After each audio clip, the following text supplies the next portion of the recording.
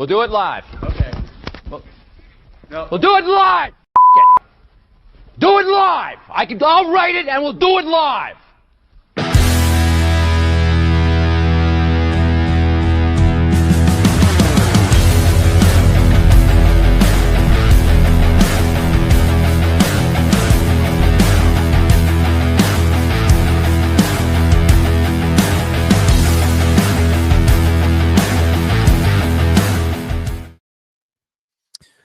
Oh, Jared, Dr. Jared Johnson. Welcome here on a Monday evening. Yeah. 5 minutes late, as usual. Yeah, At some point, we're going to rough. get better about our time management here. I guess I should turn on the comments here. I can't even see. Big Bro Monday, Dwayne Jones says, go blue. Yeah, I mean, we're obviously going to talk about the Michigan State game, too. There's been a lot of crazy dialogue here on a Monday following that win for the Michigan Wolverines. A lot of people still coming after Sharon Moore. I get it if you're a Michigan State fan and you're disgusted by what you saw on Saturday, and we'll get into that a little bit because, look, I'm the furthest thing away from being a Michigan State fan in any capacity, but I get it. If you're angry with Jonathan Smith, I get it, man. There is We've been there. No juice, no energy, no personality. I don't know what's going on with that guy. He just looks very plain Jane. So not a strong showing from the Michigan State Spartans. But again, there's some people that are still frustrated with the Michigan Wolverines on this Monday, and so we'll get into that. I was, of course, down on the field taking the photos. Jared was up in the stand. You were also tailgating before the game, right? You were tying one on a little bit with the Michigan State fans. I mean, I wouldn't say that I had 10 beers before the game started, but whatever.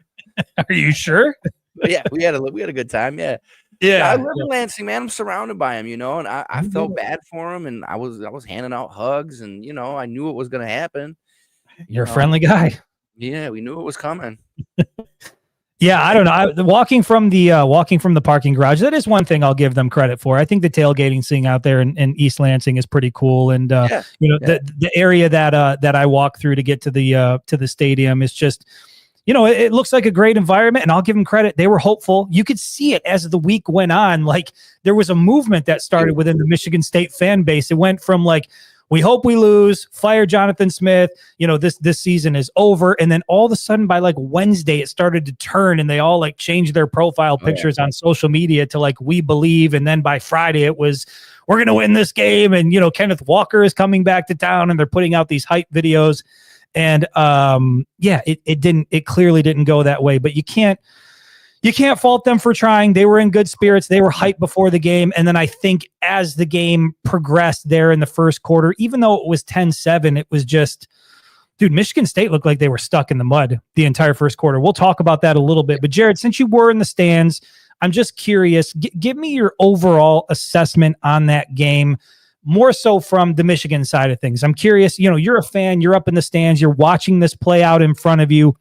You're expecting Michigan to go out and take care of business, keep Paul Bunyan in its possession. But as you watch the game play out, did this kind of fit what your expectation was? Was it better? Was it worse? What'd you see? I mean, I didn't think it would be that close at the half, right? I thought it's a rivalry game. I think we talked about it Thursday.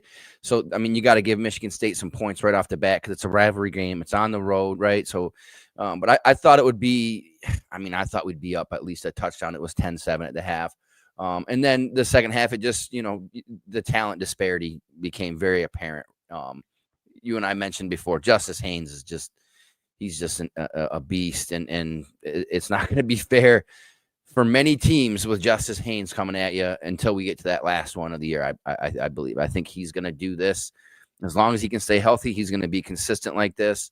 And it was just a battering ram. I mean, you go from Justice Haynes, who could, take it to the house at any point. Then you go to Marshall, who just wants to headhunt people. Ironically, he takes it 56 yards to break the game. He had the home run hit, but no, I never felt in the stadium surrounded by State fans.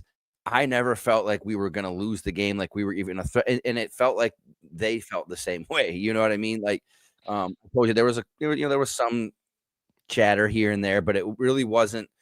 I went to that 2007 game, the little brother game, right? And I was in Spartan territory, and it was vastly different. They expected to win that game. They were on the come up with D'Antonio. It was a very unsafe scene, at points of that game. But this game, it felt like they were like, "Oh, you guys came here to kick our ass, and then you're gonna leave," And I was never concerned, but the talent disparity showed, and you said it. The State just stuck in the mud. Just didn't seem like it. Almost seemed like our defense was bored with their offense. Like, well, 109 yards. Their Michigan back Frazier, I think it was. Yeah. Well, from field level, I can tell you that Aiden Childs looked very uncomfortable early on. He was getting a ton of pressure. I mean, I think he started out, he was like 3 for 12 in the first quarter. It was a very slow start for Michigan State. And I think I had heard that 7 of their first 9 drives went for 10 yards or less. So the Michigan defense, look, we talked about this throughout the year that like they were giving up, pretty lengthy drives on opening drives of the game, but the Michigan defense came out of the gate. They clamped down. And I know they gave up a garbage touchdown late, but I think overall it was a pretty convincing and dominant performance from the Michigan defense. That was good to see. Jimmy Rolder, by the way, had the game of his life, one of the best games that you'll ever see from a Michigan linebacker. Let me just get into some of the stats from Saturday night as a refresher. Justice Haynes, once again, leading the way. This guy is Mr. Automatic. Jared, we talked about this, that, at 10-7 at the half, there's a chance you might feel a little bit nervous, but with Justice Haynes in the lineup, I was I was never concerned that things were going to go sideways because you've got a home run threat like Justice Haynes available and ready to go. He finished the evening with 152 yards, 2 touchdowns on 26 attempts. But Jordan Marshall, who's come on as of late, that Washington game helped get him going. He came out with 110 yards and a touchdown on 15 attempts Saturday night. Jimmy Rolder, I talked about him before I started this here. 10 tackles, 1 sack, 2 tackles for loss, a fumble recovery, and a PBU. This guy was all over the field. Anytime there was a big play being made, when you say it like that, it felt like number 30 was involved in the play. And then look, Derek Moore is another guy who's come on late as well. He finished the night with 6 tackles. He had 2 sacks. Derek Moore is now your team leader in sacks with 6.5 on the year for the Michigan Wolverines. And so defensively, it was a solid effort from Wink Martindale's group. And then once again, Justice Haynes is Mr. Automatic, the home run threat with him. Yep. It's not a matter of if it's going to happen. It's a matter of when. And we have seen it now. Every time he's in the lineup, he knows how to make things happen. But having Jordan Marshall as that 1-2 punch, that 1-2 combination, I think that when I sit back and look at the way that this game played out, you kind of get used to things like this, right? Like it was ugly. It was hard fought. It's a rivalry game. You're on the road. It's a tough environment. They were up for the game early. But overall, like, in some ways, I liked what I saw. Strong defensive performance, and I like Michigan being able to pound the rock, the ground and pound thing, the type of thing we got used to, for better or worse, under Jim Harbaugh. Like, I like all of that. But there's a part of me that looks at the passing game and Bryce Underwood. Just 8 completions on the evening. Not a lot happening through the air. I get it. You'll take a win any way that you can get it in this rivalry. A win is a win, and then you move on. You live to fight next week. But Jared, am I a little bit crazy in just thinking like at some point in time, I get that Bryce Underwood is a true freshman. I understand that there's going to be a learning curve. There's going to be some ups and downs. I get it. But at some point in time here, we're 8 weeks into the season. I'd like to see a little bit more from this passing game. Like Marlon Klein, a non-factor. Zach Marshall, a non-factor. Like the tight ends are a non-factor. Donovan McCulley had 1 reception. That came in the first quarter. Andrew Marshall led the way with 4 receptions. There's just not a lot happening through the air with this Michigan offense. And I'm wondering, like, is that a problem? Is that something you look at and say, okay, this is a little bit concerning. We got to get more out of these guys offensively through the air? Honestly, for me, no. I'm really not that concerned, because if you have Marshall and Haynes, I mean, do you need to throw the ball that much? Like, how have we beat Ohio State 4 years in a row, right? We weren't slinging the rock. I mean, it was controlling the line. It was winning the rushing game. And I think that, I mean, why come out and showcase anything that you don't need to against the team? Hold on a second. Yeah. Are you trying to tell me, are you going the route of like, there's more in the playbook that we're not showing, that there probably isn't. I'm hoping a secret thing that they're going to open up November 30th or whenever the hell that game takes place? 29th. Please get your life together. It's called the game, Chris. You should know the date. I don't know my kids' birthdays. My kids are on the sorry, but I know that date. Anyways, No, I just don't. If we have to sling the rock against Ohio State, we were losing that game. Like we're behind. We're not. You know what I mean? I just think that you probably have one of the best running backs in the nation. You know what I mean? Why I don't even know why you do it. You don't need to. I just, the championship game, people were complaining about that too. Oh, JJ, he's a handoff artist. He doesn't throw the ball. They won a national championship that way. Not that this team's going to do it, but if it works, it works. You know what I mean? What if they'd have gone out and thrown some passes against Michigan State and interceptions? We'd be singing a whole different tune. Bottom line is we came in, we handled business. We put up 274 rushing yards. It's the highest amount of rushing yards since 1996 in this rivalry or some crazy stuff. Did what we had to do. And ask Michigan State fans if they care that we passed the ball or not. They feel pretty shitty right now. They just got ran over in their own stadium. That's embarrassing, right? Like, I think it's almost more embarrassing in football, like when you get run over, than when somebody completes an 80-yard pass, right? That's one play. But when a team lines up and says, we're going to run the ball 40 times and you're going to do nothing to stop it, that's embarrassing. You know what I mean? Like that's some Debo. I'm taking your chain. Well, I mean, some might say that's the kind of thing you do to your little brother. And I get it. Listen, I didn't go to the University of Michigan. Hell, I don't even have a college degree. So take that and do what you want with it. Read, my friend. But listen, look, I agree. And I get it. Like it was working, right? And so you can go to that well when you've got a healthy Justice Haynes, you've got a healthy Jordan Marshall. And if that's what's going to get you the W in that game, then go ahead and do that. But when you compare it to what we saw Jim Harbaugh do in that 2023 national championship and the way that they were able to bully their way to a championship that year, I guess my only argument or pushback on that would be completely different offensive line that you were running behind during that time. Like this offensive line ain't that offensive line. And it doesn't mean they can't get better, but I'm just concerned about I don't think you're going to be able to line it up and bully, 3 yards in a cloud of dust when you play Ohio State. Like, I don't think that's going to be a formula to win that game. I think you're going to have to get something out of this Michigan passing attack. And the concern is that if you continue to lean on the rushing attack week after week, and look, I'm not asking Bryce Underwood to go out and throw the ball 45 times a night, but what was it, 8 for 17 or something like that for 80 some yards? You had some drops again. Listen, we will get into that. We will get into that. It wasn't warm. You were freezing down there. I was freezing my ass off down there. Yeah, because you shave your head. I told you, just grow your hair out. But I can't. Listen, that's an offensive thing to say to a bald man, by the way. If I were to grow my hair out, you would treat me differently. We might not even be friends. Like, if I had a legit horseshoe going on, are you saying you could go around and you could go places with me? Full horseshoe? My friend Chris the Monk, that's how I would introduce you. That'd be great.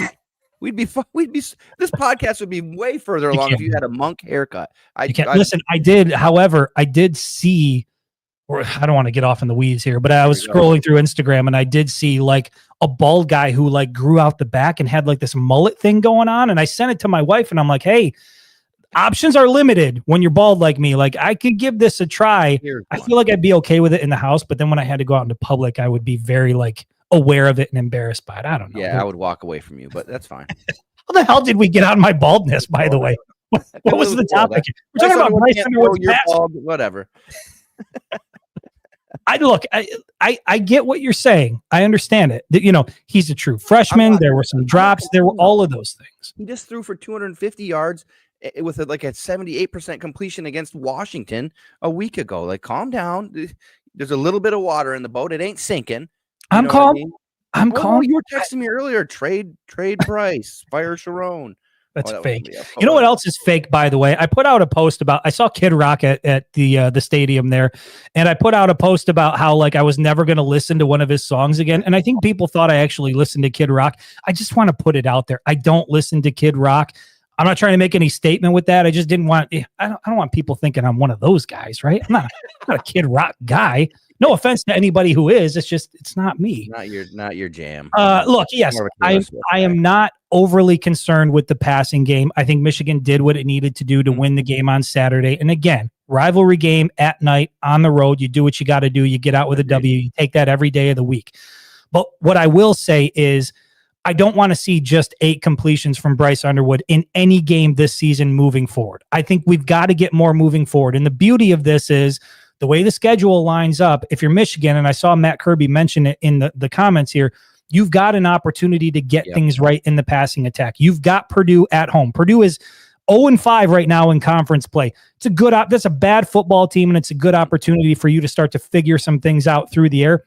Maybe find another wide receiver option who isn't Samaj Morgan. We'll get into that in a little bit. I don't want to pile on the kid. He's taken a lot of heat on social media, but like, my goodness, man, at some point in time, you got to show some progress. At some point in time, you got to make good decisions. You got to make plays. We're just not really seeing it from Samaj Morgan so far. And this isn't a guy who's a true freshman. I mean, you look at the way Andrew Marsh is going out and playing football, and you compare that to what you're getting out of Samaj Morgan, who's a veteran on this team. It's just got to be better. There's a lot of mental mistakes. There's a lot of like dropping the ball, fair catching when you shouldn't fair catch it, like getting in the way of Justice Haynes when he's about to break for a home run in the third quarter there. Like, there's a lot of these things that are piling up from week to week, and I'm just not sure what it is that they see from him, you know, Monday through Friday that says this is a guy we got to have on the field on Saturdays. Like, I don't understand it. I mean, is it too early to get into the Samaj Morgan thing?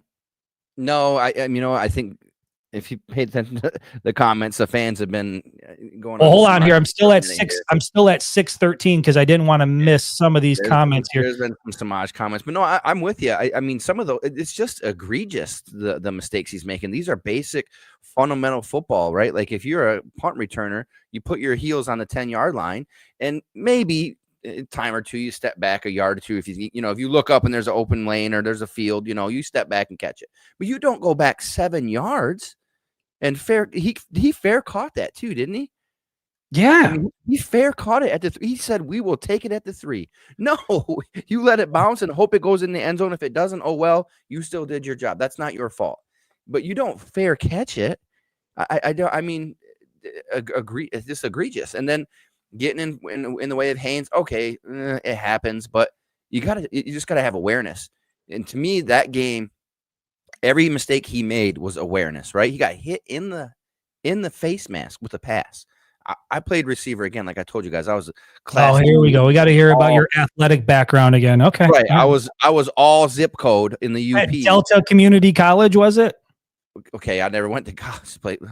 Anyways, it's high school, Christopher. But anyway, if you got hit in the helmet, I believe they sent you to the locker room. Like, that was your wide receiver. You can't get hit in the face. So, I mean, it seemed like a lot of awareness with him, and it just every week, like, what's he going to do next week? That's like every week it's something crazier, dropping a pass on 4th and 1, fair catching on the 3. What are we like? And they're not. The thing is, they're not overly complicated balls that he's dropping. And I get it. There's this narrative of, Bryce Underwood needs to take some heat off the ball. And look, I think that there is some truth to that, right? Sometimes he rifles it when he shouldn't. But overall, and I said this weeks back, like, you are a D1 wide receiver at the University of Michigan. You're a D1 tight end at the University of Michigan. Yep. I don't want to hear about how the ball is too hard for your hands. Like, when you're playing at this level, you need to be able to catch it. Bryce Underwood, I agree. You got to learn to just, put a little more touch on the ball in certain instances. I think that will come with time. I also think it'll come when his offensive line is providing more protection to where he doesn't feel as rushed, right? The idea is, I got to get the ball out and I got to get it quick. I can't take a sack. I'm going to be running for my life. And I think that's part of why we're seeing his numbers from week to week be so inconsistent. And you could see it on Saturday night. Like, Michigan State was bringing pressure. They were trying to rattle Bryce Underwood. And in a lot of ways, they were able to do that, which is why I think you saw Sharon Moore go to the offensive game plan he did, where it was because they did come out firing, and then they started to lean more and more on Jordan Marshall and Justice Haynes, and obviously that worked. But look, when it comes to the Samaj Morgan thing, this is all I'm going to say on this. Jared, I told you about this on Saturday night when I heard it. I walked into the photographer's room at halftime, and the way that Michigan State Stadium is set up is the visiting locker room and the photography room, they share a common hallway. And so as I'm walking to warm up a little bit, kind of get a new battery for my camera, I hear some yelling going on in the hallway. And it's, there's some F words being thrown around. And I'm thinking like, oh God, 2 photographers are about to come to blows. I got to go over and see who the hell this is. And I get over the hallway, and it's JB Brown, Michigan special teams coach, and it's Samaj Morgan standing on one side. And JB Brown is laying in to Samaj Morgan. And I'm not going to say exactly what was said and what the exchange was, but I can tell you this definitively, that for anybody out there that wonders, like, is Michigan coaching up this kid? Are there conversations being had? I can tell you 100% for sure. Samaj Morgan was told in very clear language, you got to be better. You got to make better decisions. And so the hope is that you're going to see more from this guy, because it's clear they plan on having him be an integral part of the offense, of special teams. But like we talked about, man, like, you're 8 games into the season. At what point in time is this supposed to click for a veteran on the team? Yeah. And when you look at other guys on the roster, like other options, like they had Andrew Marsh go back and try to field punts.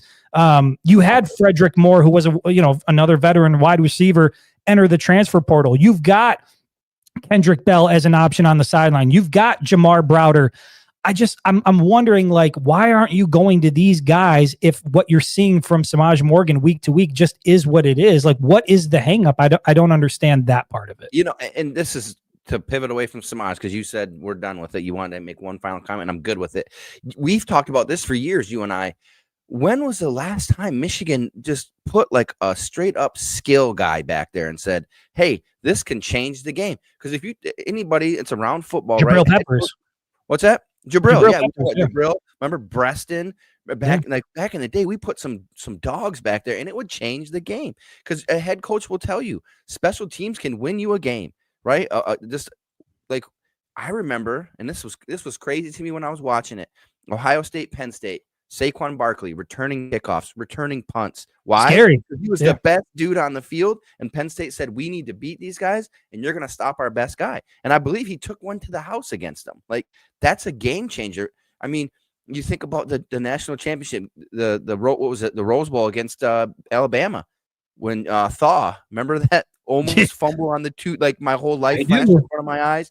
I sure do. I think every Michigan fan remembers that.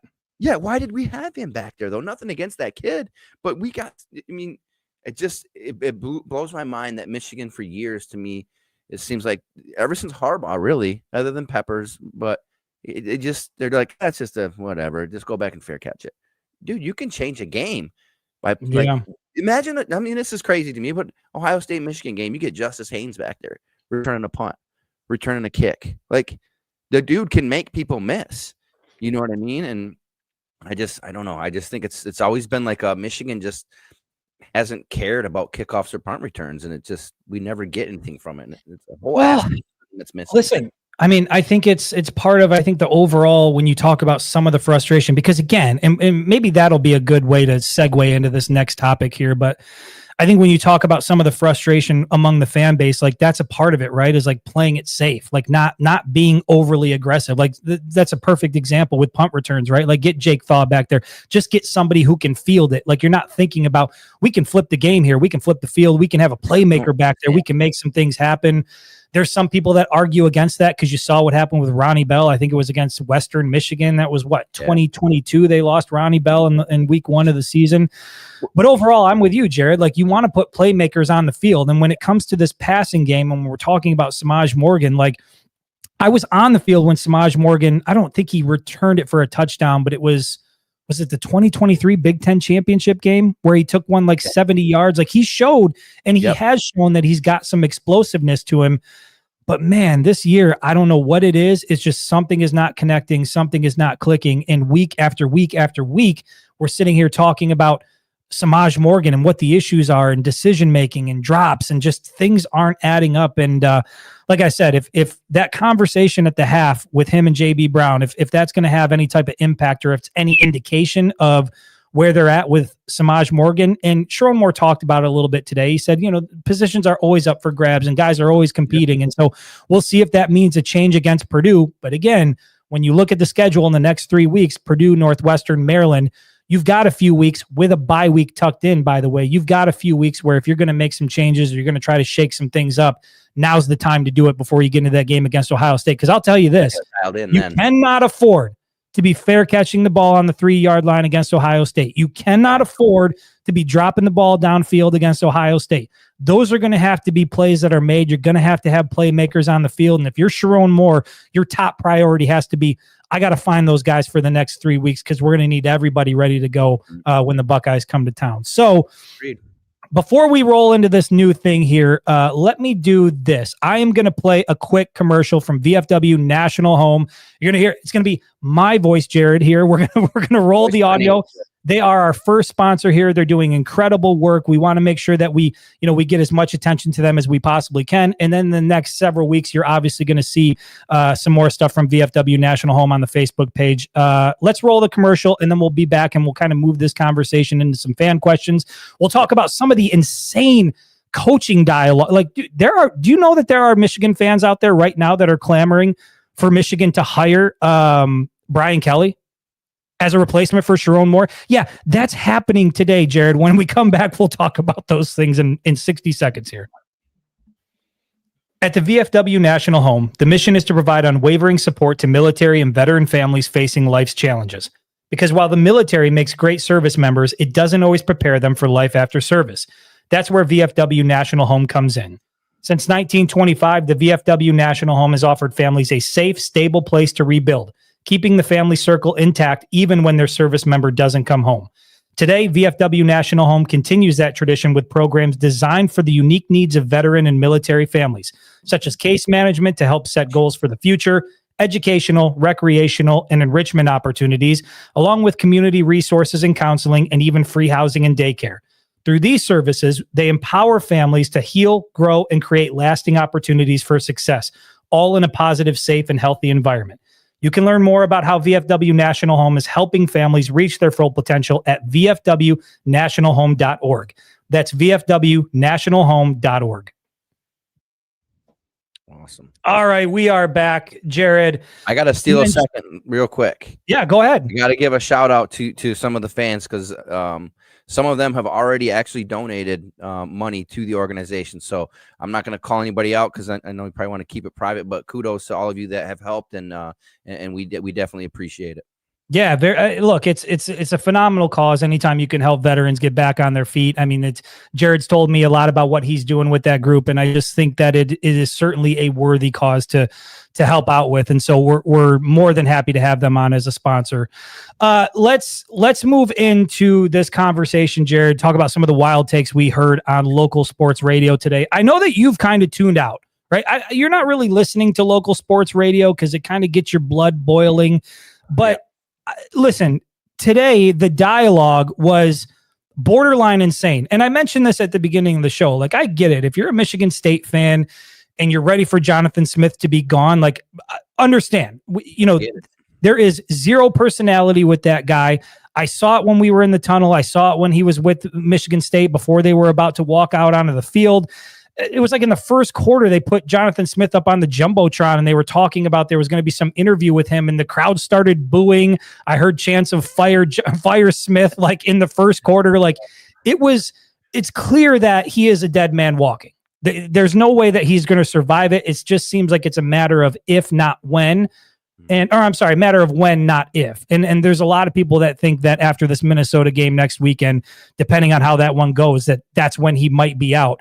But listen, man, there are people within the Michigan State fan base who are thinking that Nick Saban could make a return to East Lansing. I did see this. Or maybe like a short 2-year stint, so that he can train former Michigan State linebacker Max Bulla. Like, there is some weird stuff happening here. Nick Saban is not coming back to East Lansing. I saw it's like a Michigan State superfan dipshit on Twitter who's pushing this Urban Meyer narrative for like years. He's been pushing this thing.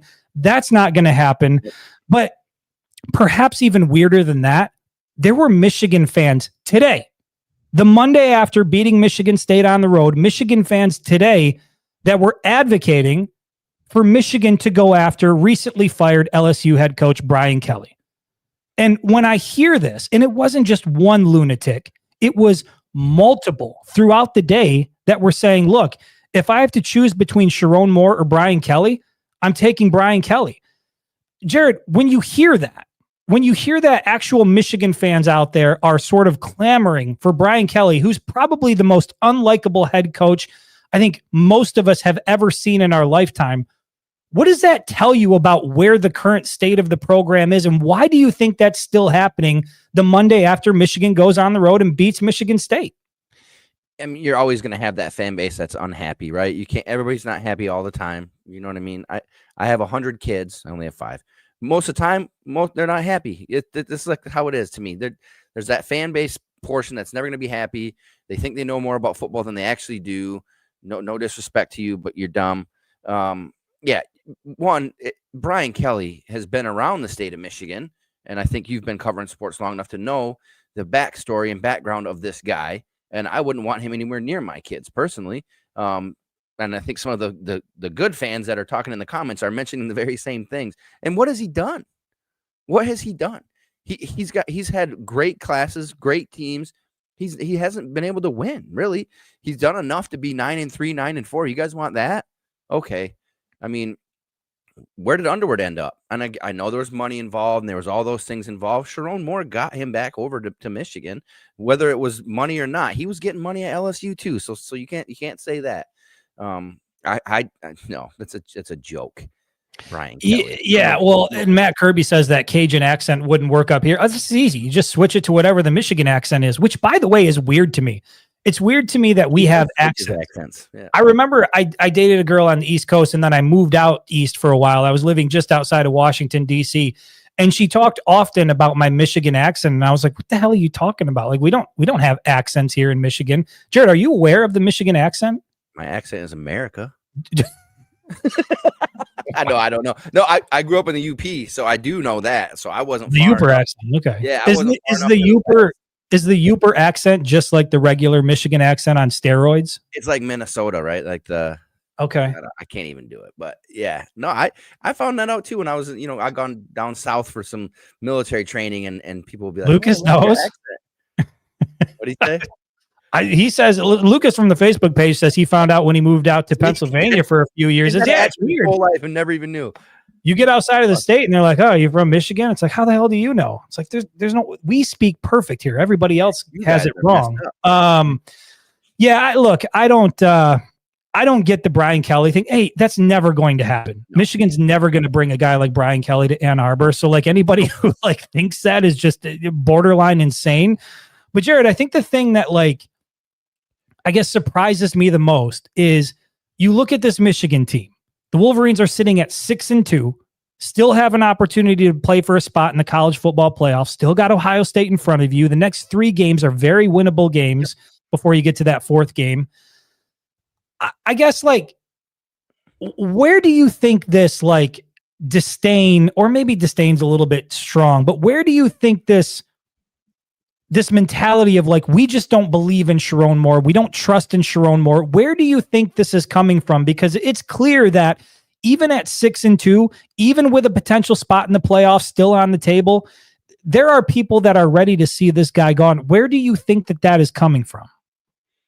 I mean, and we've been around him, right? Personally, you and I both have. I've met the guy. He seems like a good dude, which again doesn't matter in this schematic. But to me, he's made changes. And all I can think of is that he was handpicked by Harbaugh, and people might be upset about that. Thought that Michigan should have went out and made a big splash and hired not Urban Meyer, but an Urban Meyer-esque type coach.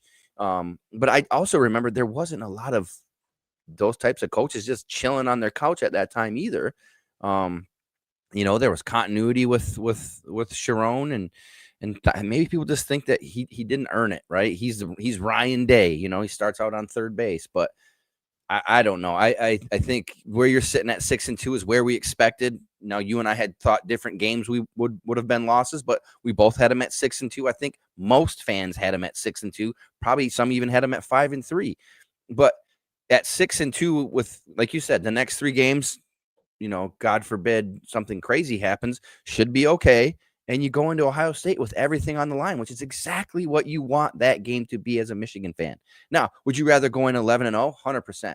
But going in 9-2 with a shot at a playoff and a big win and a signature, that's what more do you want this guy to? I just, with a freshman quarterback and, a lot of freshmen playing, the USC game, probably your best offense, no doubt. Your best offensive player missed 3 quarters. I mean, I don't know. It's frustrating. I think it's got to be frustrating for Moore too. But I think he's doing everything that you want him to do right now. Yeah, and I think, look, you can see it from some of the comments, and maybe, yeah, maybe CJ's comment, just it's that simple. The product just isn't sexy enough for most fans right now, and I think that's look, there are certain calls that you can look to, like for instance against Michigan State, right? Like going into the half, there were a few seconds on the clock. It seemed like Michigan could take a shot at the end zone. They were moving the ball down the field, and we saw it against Nebraska, right? The Cornhuskers against Michigan, they put 7 up right before the half, and like you kind of start thinking about things. Just this idea that like the play calling is suspect and we don't like the play calling, and like I get some of that, but I think a lot of that happens. Like if you go on social media after a team loses or even after it's a close win, you're going to see fans talking about play calling all the time. So it's not something that's exclusive to Michigan. And Jared, yeah, I think that you and I touched on this before, that when it comes to Sherrone Moore, there isn't a proven track record like you had with Jim Harbaugh. Like Jim Harbaugh, you know, he lost he wasn't beating Ohio State, didn't beat Ohio State for like his first 6 years. He was losing multiple games, like 10-2 for Michigan was kind of where it was. You know, you win 10 games, but you lose to Ohio State. You don't go to the Big Ten championship. You don't make college football playoff. And that was kind of who Jim Harbaugh was for the bulk of his Michigan coaching career. But it was the fact that not only did he play for the university, but he also had a proven track record as a head coach to where when things weren't going as well as you wanted it to go, you could at least point to that success at Stanford or at San Francisco and say, look what he did here. You just got to give him time. And I think that bought him some time. When it comes to Sherrone Moore, the biggest concern is that there isn't a track record there. And so everybody's still trying to figure out who this guy is. And along with that, you're trying to break in a true freshman quarterback. You're breaking in an offensive line that's relatively young. You're trying to figure out who are going to be my playmakers at wide receiver. And thank God Michigan is stacked on defense year after year. And you can really, you can lean on that unit to keep you in every single game.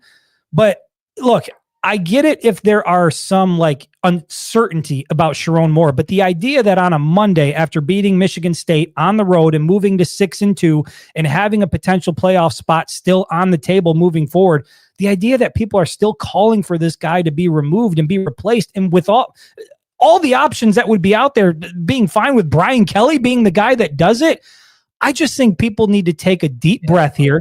He is a little over a year and a half into his tenure. They've made some improvements from last year. Granted, it's not happening as fast as you would like it to happen. But at the end of the day, I think Michigan is exactly where most of us thought they would be at this point in time. Regardless of where it looks like, 6-2, I think, is where most of us had them. Now, I will say this, Jared. This goes to show you how big Oklahoma and USC was. Because if Sherrone Moore is able to get a win in just one of those games, just one, and the Wolverines are what? 7-1. You'd be 7-1 at this point, right? If they're 7-1 versus 6-2, how different is the mentality among this fan base? You know, you go on the road, you beat USC. Are you still talking about replace Sherrone Moore at 7-1? I don't think so. No, and I think maybe people just haven't adjusted to the expanded college football playoff yet. You know what I mean? For years, 2 losses, you're done. Maybe they just haven't they don't believe us when we tell them everything's still in front of them. Every analyst in the country is on the same page that if Michigan wins out and beats Ohio State, they will be in the college football playoff. Yeah, 10-2 in the Big Ten, you're in the playoff. Yeah, your 2 losses are going to be against 2 other teams that are competing to be in the playoff. I think they've had a couple losses, but still not, you know what I mean? You didn't have any mistake games, you know, you had two good losses, and the loss is good, but no, I think it's just expectations are super high. Now, we've said it before. Year 3 of Underwood's junior year, to me, that's the litmus test for Sherrone. Like that's your team now. That's your recruits. That's all your recruits, right? I mean, and that's the other part people don't. Is this consistent turnover? If you want to keep flipping coaches every 2 years, you're going to have nothing in the cupboard. You look at that recruiting class. You and I looked at it before the show. Michigan's number 10. They got 2 guys in the top 10: Carter Meadows, Savion Hyder.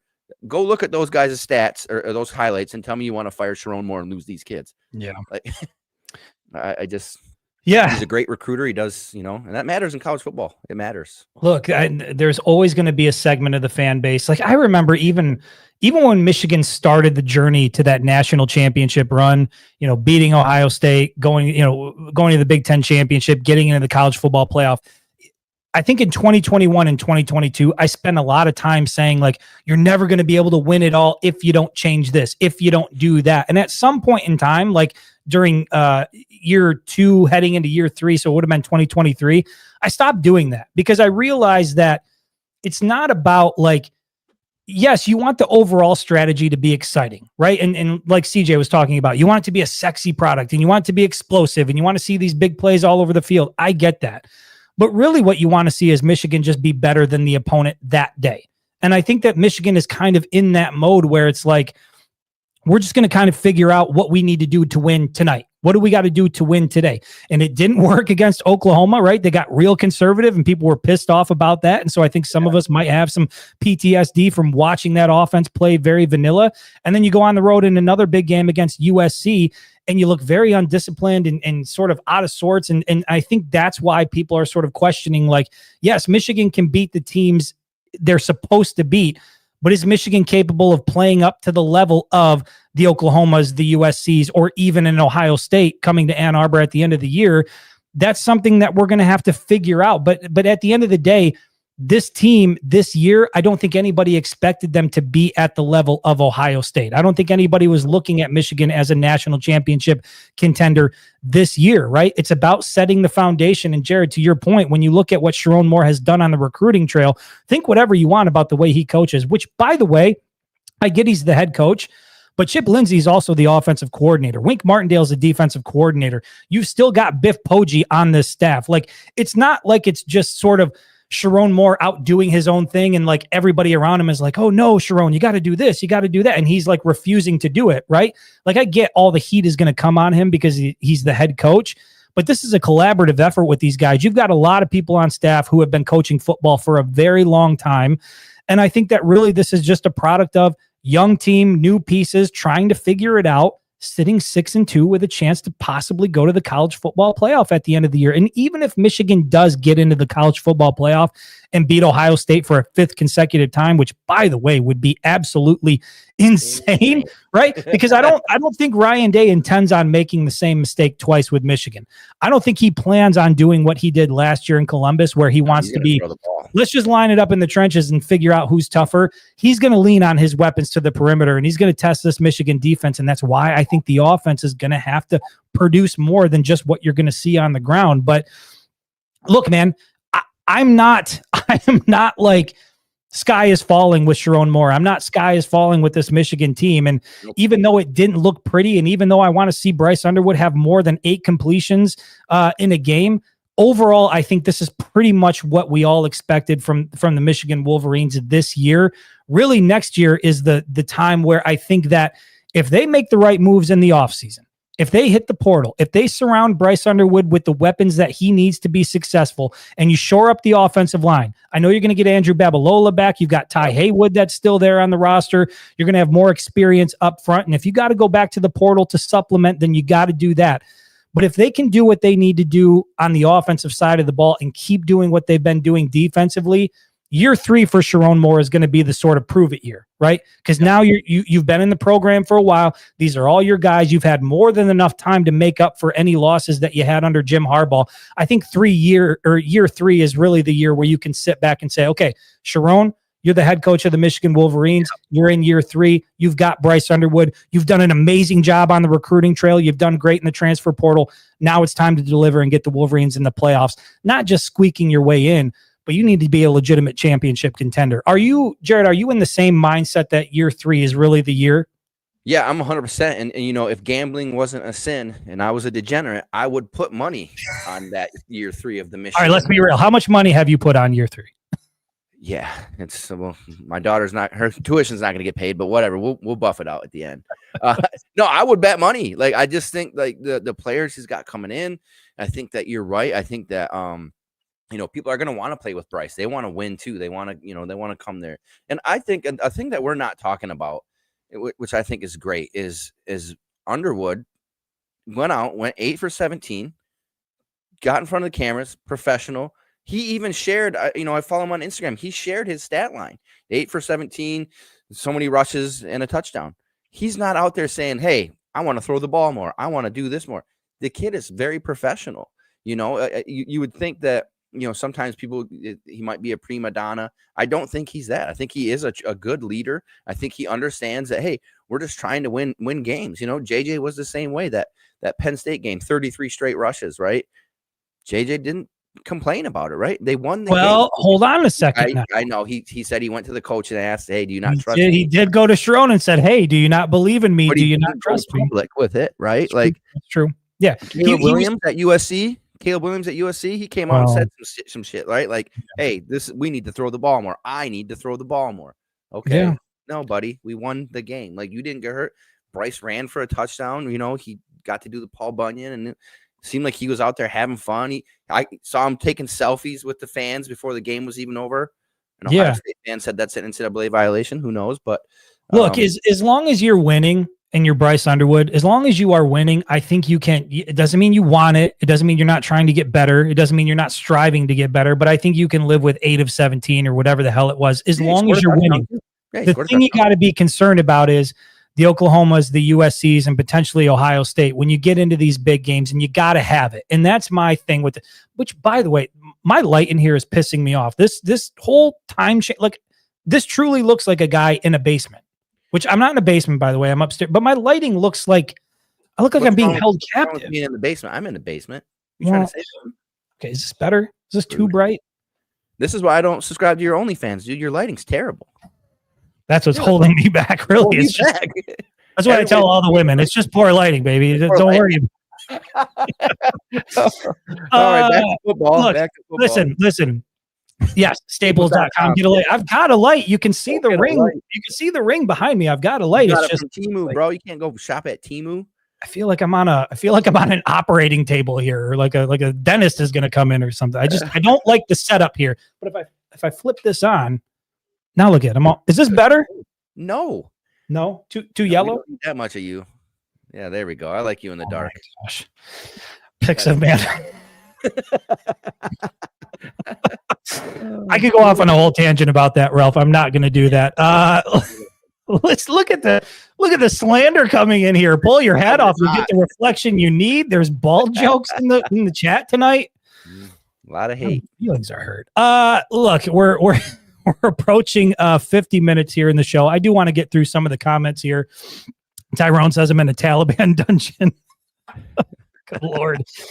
I need more sponsor dollars. Yes, Matt. Yeah, I mean, you can contribute to that as well. Yeah.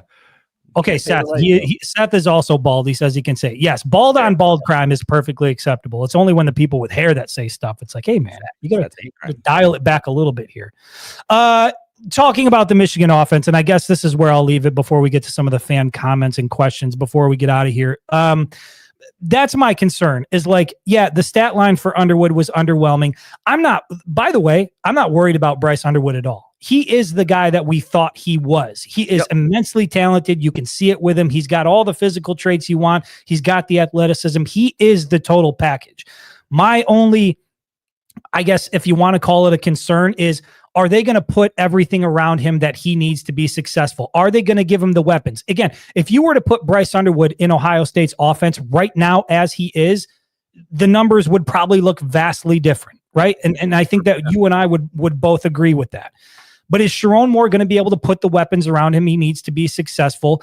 And when Michigan gets into that final game in November against Ohio State, they are going to have to lean a bit on the passing attack. They are going to need to make some big plays through the air. They're going to need every bit of Donovan McCulley. They're going to need every bit of Andrew Marsh. They're going to need Marlon Klein to play his best game. They're going to need things to happen in the passing game. And my only question about this offense is, when you got to have it, can you get it? And we haven't seen that yet from Michigan's passing attack. When you're up against the wall, look, you can run the ball with Justice Haynes and Jordan Marshall, and you can hammer it away when you're up on the scoreboard and you're just trying to drain clock. But when you got to put points on the board and you're in a dogfight and you got to move the ball down the field, can you do it through the air? And I think that's the biggest question mark with this Michigan team through 8 weeks now, is like, we still don't know, do they have that gear? We've seen flashes of it. At times, Andrew Marsh looks incredible. At times, Donovan McCulley looks incredible, but it's very inconsistent from week to week. And I think we're all just wondering now, like, is this something that they can do when they need it most? They've had 2 opportunities to do it against Oklahoma and USC. And in those 2 occasions, it came up short. The next chance you're going to get is Ohio State, final game of the regular season. Yeah, I mean, your only hope going up to that game is that Ohio State comes in and says, hey, we're 100% convinced Michigan's just going to try to run the ball, and maybe you get some early deep routes. I remember, was it Cornelius Johnson had a couple big touchdowns in the game against Ohio State because they loaded the box, right? Their best defender is Caleb Downs, who plays safety. So you hope that they bring him up, to help out against the run, and maybe someone takes one off the top. Andrew Marsh is certainly fast enough to take one off the top, right? Like Donovan McCulley, I thought he was. I don't know what's going on with that guy. Feels like you liked him and now he's not doing so well. It seems like kind of your fault. Everybody you root for just goes to shit. Everybody that I think it goes all the way back to Andrel Anthony. That was where it started. I saw Andrel Anthony. I'm like, you know what? Andrel is going to be legit. And then it didn't happen. And then listen, man, going into this year, I put all the money on Frederick Moore. Frederick Moore went to the transfer portal. So like it doesn't work for me. Maybe I'm the problem. I think you're the problem. So no, every wide receiver I think is going to be the guy ends up in the transfer portal. Just say he sucks, and maybe they'll come back and light it up. I don't know. Maybe Andrew Marsh, you're terrible. Donovan McCulley, awful. Can't catch anything. Terrible. No, I'm with you. And we got a couple more games. The fans have been saying it in the comments. There's a couple more games to iron things out, and there's a lot of practice. There's a lot of games in between now and getting to Ohio State, which we don't want to get too far ahead. But I mean, the bottom line is this team is still designed to beat Ohio State the way they have always beat Ohio State the last 4 years, right? Run the rock. Like, you have 2 guys. You have, Blake Corum and Donovan Edwards. Now you got Haynes and Marshall. You still have those 2 guys. Granted, I agree with you. The line's not that great. And I believe that defensive line from Ohio State is pretty good this year. But it's still there, and now you got a running quarterback too. JJ used to run the ball on him a little bit, but I mean, the pieces are there, man. That's what I think it is. Like you're looking at the roster. Would you like to have more at the wide receiver position? Yes, 100%. Absolutely. But when you look at this roster on paper, the pieces are there at least to be relatively solid through the air, and the production just doesn't match it. But then again, you can see flashes of it with Marsh and McCulley where there is greatness there. You just hope that they can turn it on when they need it most. And that's going to happen against Ohio State. And I've seen it in the comments here.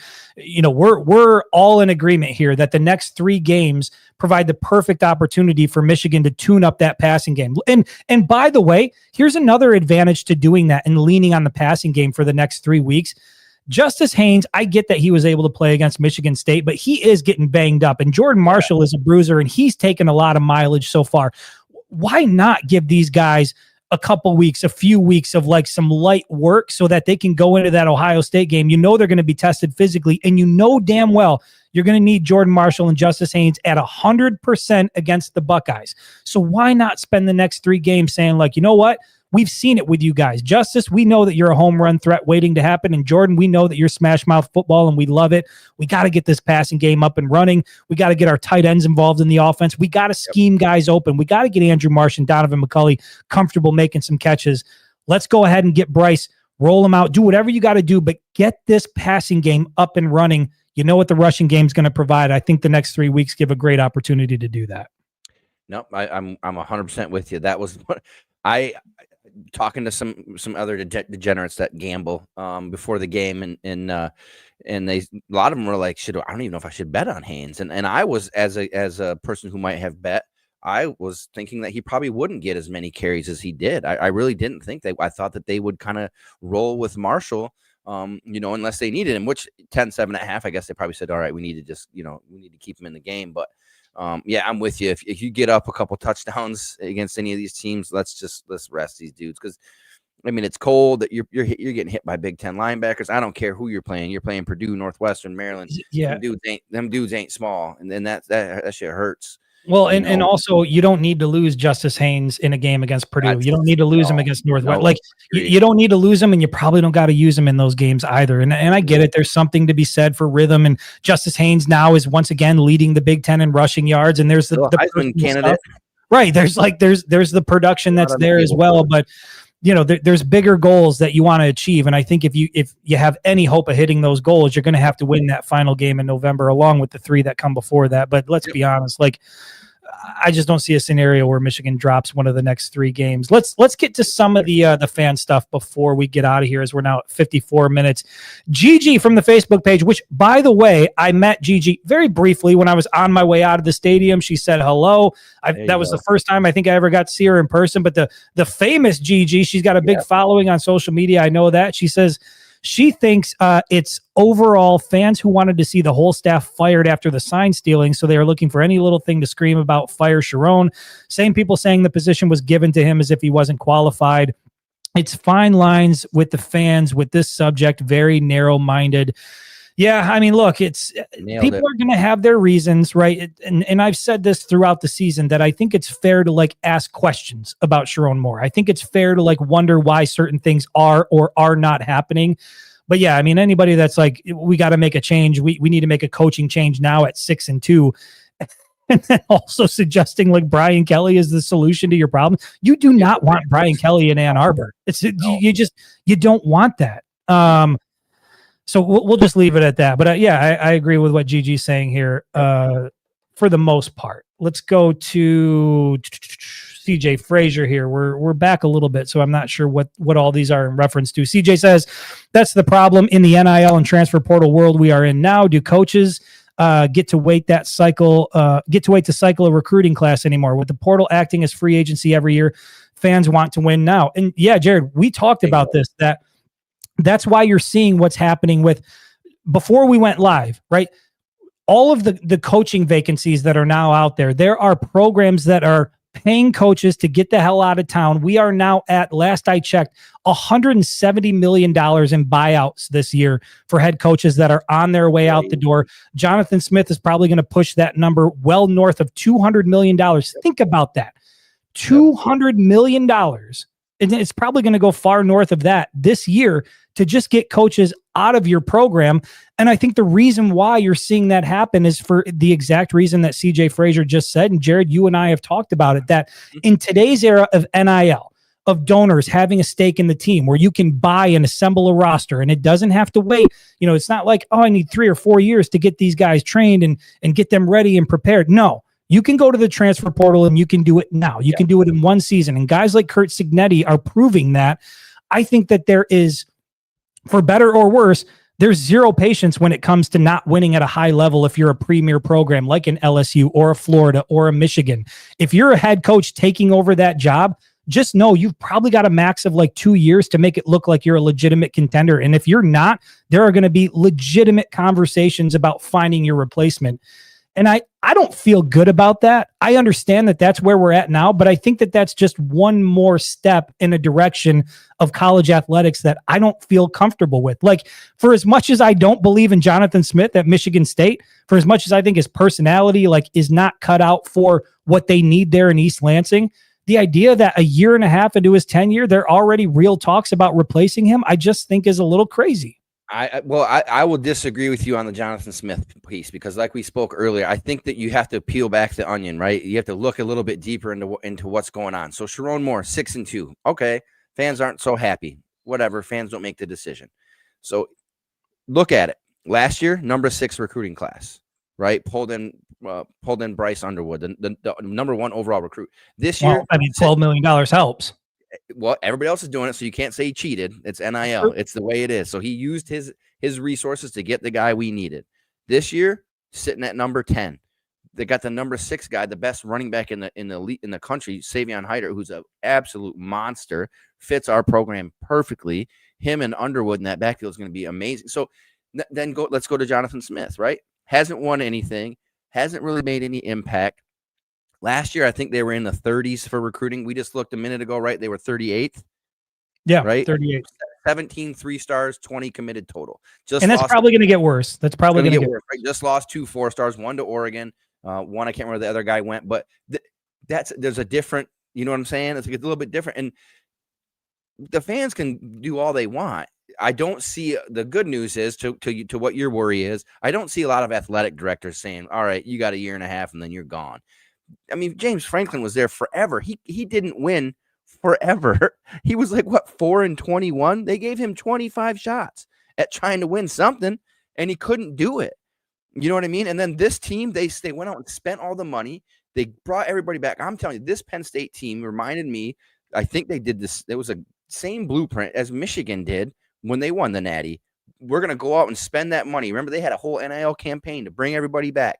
And they brought Blake, and all these guys came back. Penn State did the same thing, and he failed. I mean, at some point, you put it on the coach. He's been there long enough. Brian Kelly's been at LSU for, 7 years? These guys aren't getting fired because of what they did this year. It's a pattern of not being able to meet that.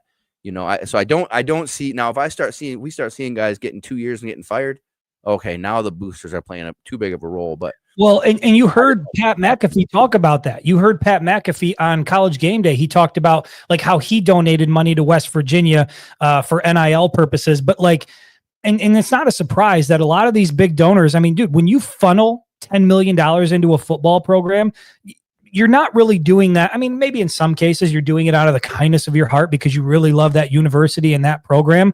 But to McAfee's point, some of these guys feel like now they've got some ownership over the program and they can start to make some decisions or make some suggestions. And if you're pouring NIL deals or NIL dollars into a program that's not living up to the expectations, at some point in time, you've got to wonder, are these guys saying, I'm just going to pull the funds, or I'm not going to fulfill my end of the obligation unless X, Y, and Z is done? And I think that's where the waters get muddy because, and I'm just speaking hypothetically here, but you don't want to see a situation where again, I want to make it clear, this is hypothetical, but let's say you see Bryce Underwood continue to perform this way. And next year we're talking about games where he has 8 completions or whatever it is.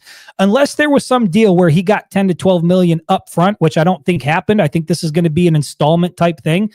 You could certainly have a guy like Larry Ellison say look, I know that I'm under obligation to deliver on the back half of this contract or whatever, but we need to make a coaching change. We've got to have a head coaching change. We've got to have a coordinator change, something like that. You don't think these guys have that kind of influence over a program? And I think the reality is they do.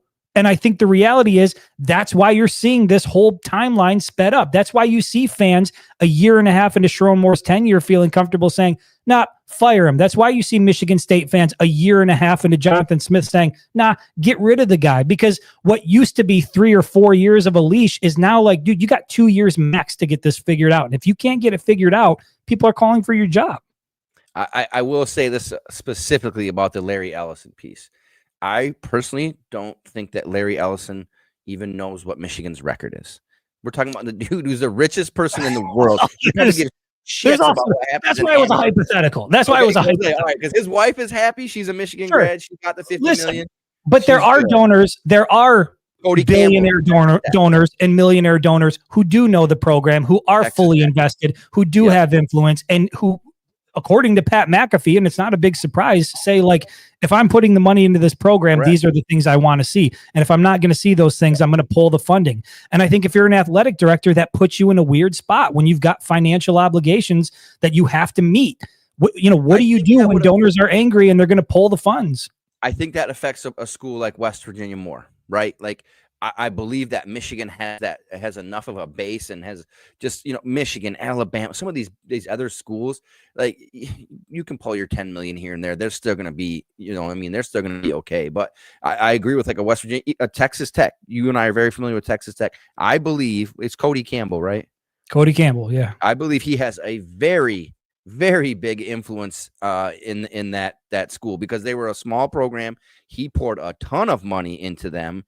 And he's going to expect results. To your point, your hypothetical might be less hypothetical at Texas Tech. Right. If Cody Campbell says look, I'm not happy with what's going on here with the head coaching position at Texas Tech, what do you think is going to happen? They're going to make changes. 100%. They're going to make changes, right? There's no doubt about it. That's what I'm saying. The smaller brand schools, sure, I believe that they could buy them. And I think that's fair. I think that's fair, but I think to CJ's point overall, there's no doubt that NIL and the transfer portal has definitely sped up, your timeline as a head coach to get your team into championship contention. If you are head coach at Alabama, LSU, University of Michigan, if you're at one of these top programs and you come in as a new head coach and you don't have history with the program like Jim Harbaugh had or something like that, if you're a Jonathan Smith and you come in, no history with the program, you've got like 2 years max to figure it out. And if you're coming up short of expectations, they're going to haul your ass out. Is that good for college football? I don't know, but that's certainly where we are. But some guy, and then you got your boy down in Indiana who you've only mentioned once, and I bet the over was 2, but whatever. He proved that it can be done. You know what I mean? He went down and said, I can bring in a whole new team, and I can compete for a college football playoff 1 year, and I can be a legitimate contender within the next year. So you got to be like the MSU fans are probably looking at Jonathan Smith and the AD and saying, dude, Indiana sucks at football. They've never been good. So why is our guy not doing this? Like it can't happen. He's ruining it for everybody. All these other coaches must hate that guy. You know, he proved the point. Like, and he just signed a massive contract. Massive contract.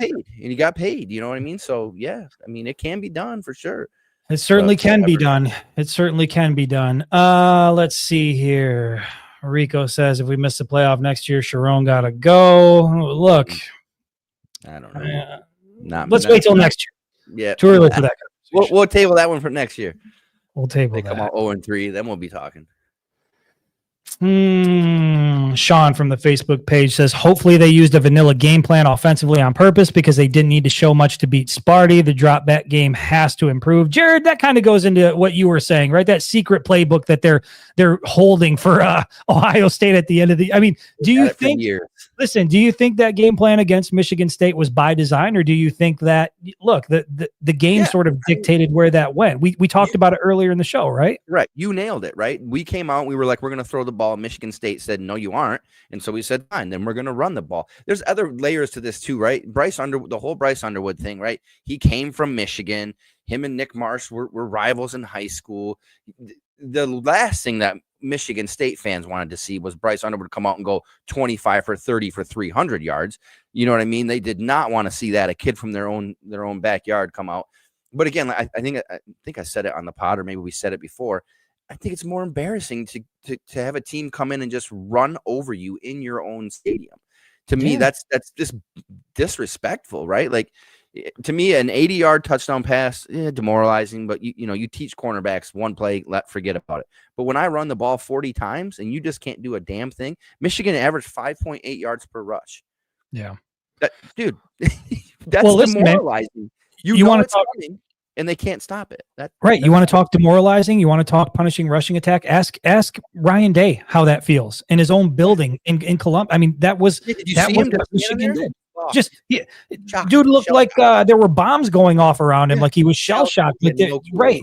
So I get it. There is something to that for sure. But I think as long as Michigan continues to lean on that, I think that's the thing. It's not like you're doing it because you've just decided that that's what you're going to do because that's what your strength is. It almost seems like they went to that after figuring out, okay, this passing attack isn't going to work the way we're trying to do it. Michigan State's bringing pressure. Bryce Underwood looks a little bit rattled. And so you had to go to that. And in some ways, in doing so, much like we saw last year with Michigan, you become one-dimensional. And that's fine when you're up against an inferior opponent like Michigan State and when you're up against Northwestern and, Central Michigan. Like, if you're Michigan, you can afford to be one-dimensional. Can't be one-dimensional against Oklahoma. Can't be one-dimensional against USC. And you're not going to be able to be one-dimensional against Ohio State. And I think that's why there's still some concern because on paper, it looks like this passing attack should be better than what it is. I don't know what's going on with Marlon Klein and the tight ends. I don't know why, a guy like Donovan McCulley only has one reception against Michigan State. I love what we're seeing from Andrew Marsh. I just want to see more from the passing attack. It doesn't got to be 45, 50 attempts. I just want to see more. Sky's not falling. I didn't say it was. I said, look, I'm just saying for the fans, not for you. 76% completion, 250 yards a week ago. Yeah, we're okay. JJ had 8 for 17, 83-yard games too. It's okay. We're going to be okay. Listen, I thought you were coming at me. I think it's this fluorescent light in here. I have got to fix this lighting. I don't like the way that I look right here. It just sell your house. It's like there's a car in front of me with its headlights on or something. It just doesn't look good. You're in the garage with the car running. Are you okay? We need to get some help over there. Rico says he's a grower, not a shower. We're back to the light talk. Too white for that light. Yeah, I am getting a little pasty these days. More bald conversation. I'm at 6:53. Oh Lord, we're at an hour 9. Jared, did I miss anything? Did you see any comments or questions here? Everybody was kind of on the same page with everything we were saying. I didn't see anything that stuck out too much. My daughter had a good question, but you addressed it. Props to my kids for getting on there. Yeah. Love it when the family because of your looks. Look, man, this always feels like a big family get together when we get in here. I mean, all these names are so familiar for the years that I've been doing this. Like, it's just a lot of these people are like in some weird way online family members, and it makes hopping on here and doing this show fun. Look, we're gonna end it here, dude. Credit to the people in the comments, man. There's a ton of questions in here. I can't get through all of them, but I do appreciate all of the interaction here. We will be back on Thursday for a fan-led show. And I can't stress this enough. Jared and I get on this show and we talk for about an hour, and it's just, a couple of dickheads going back and forth and sharing our thoughts. Thursday is the day for you to hop on. You guide the show. You lead the show. If there's a topic, if there's a statement, if there's anything that you want to put into the comments, Jared and I are going to go through one by one as best as we possibly can, and we're going to try to hit on all of that. And so, look, Michigan, primetime, they've got Purdue this weekend. I saw somebody asking, why the hell is it a primetime game? I don't know. Like, Jared, where do you stand on the primetime games, by the way? I think in my younger years, I loved the idea of primetime. Now that I'm in my 40s, it's like, hate them. Can we just get it at noon? Yeah, just get it at noon so I can go on with my day. Hate them. Yeah, I got tickets to the game, and I'm like, man, 7:00. That seems so late. Yeah, no. And Joseph, we'll be doing score predictions against Purdue. We'll do that on Thursday as well. So please show up. I appreciate all the support in the comments. Yes, we will see you Thursday. Come Thursday with your questions, your comments, your topics. We love all you guys. We appreciate you guys. Until then, we'll see you later.